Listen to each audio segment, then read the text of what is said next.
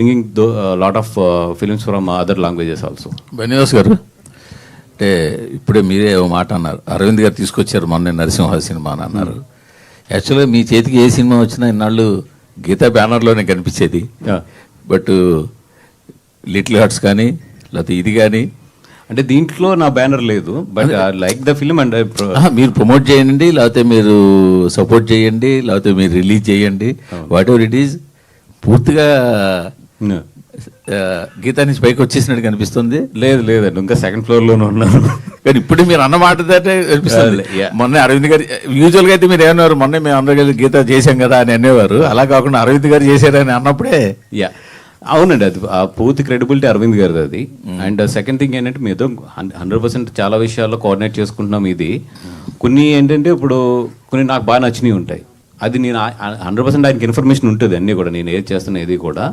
And మా ఇద్దరి మధ్యలో బ్యూటిఫుల్ అండర్స్టాండింగ్ ఉంది, దాని ప్రకారమే ఏది ఎవరు అనేది నీట్గా మాట్లాడుకుని ఎదురుకెళ్తున్నాం. కానీ ఎందుకు గీత మరి తండేల తర్వాత ప్రయాణం ఒకసారి ఆపేసినట్టు కనిపిస్తుంది? అట్లాంటిది ఏం లేదండి, విత్ ఇన్ నాకు తెలిసి అంటే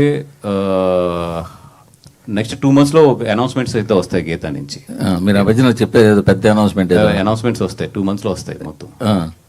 అదే ఇప్పుడు ఈ సినిమాని మీరు ఫుల్ సినిమా చూసారా? ఫుల్ సినిమా చూశాను. మొన్న డిటిఎస్ థియేటర్ కూడా ఒక రోజు వెళ్ళి చిన్న ఉన్నా కూడా తను సృజన్తో చెప్పడం జరిగింది, అంటే నా పాయింట్ ఆఫ్ వ్యూస్ ఎట్లా ఉంటాయి ఏంటి అనేది. డెఫినెట్గా సినిమా అయితే మాత్రం చాలా బాగుంది.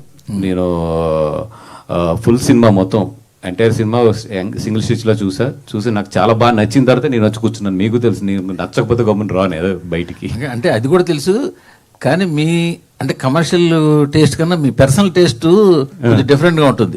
ఇలాంటి మంచి నవల కనిపించినా, ఇలాంటి మంచి సినిమా కనిపించినా మీరు ఎగ్జైట్ అయిపోతుంటారు. అవును, అది ఒక్కోసారి ఎగ్జైట్మెంట్ మీ వరకే ఉంటుంది, జనాల్లోకి వెళ్ళే సందర్భాలు కూడా ఉన్నాయి.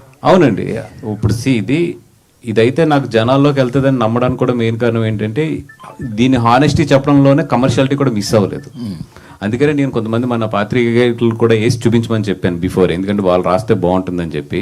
మన మధు గారు కూడా అది సజెస్ట్ చేయడం జరిగిందండి. 100% ఏంటంటే ఇట్లాంటి సినిమాలు రికగ్నైజేషన్ వచ్చి థియేటర్లో నిలబడినప్పుడు టైం తీసుకుంటాయి. బట్ ఏంటంటే అందుకనే కొంతమంది ఏంటంటే ఎదరికొచ్చి సపోర్ట్ చేస్తున్నాం ఈ సినిమాని.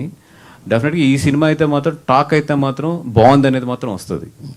అది ఎంతవరకు జనాల్లోకి ఎలా వెళ్తుంది అనేది మనం వెయిట్ చేసి చూడాలి దీన్ని. బట్ దీంతో సంబంధం లేకపోయినా ప్రొడక్షన్ దగ్గరుండి మీరే చూస్తున్నారు కాబట్టి బన్నీ అట్లీ సినిమా గురించి ఏమైనా ఫ్యాన్స్కి ఒక చిన్న అప్డేట్ చెప్తారా? అది ఎన్డీఏ ఉంది,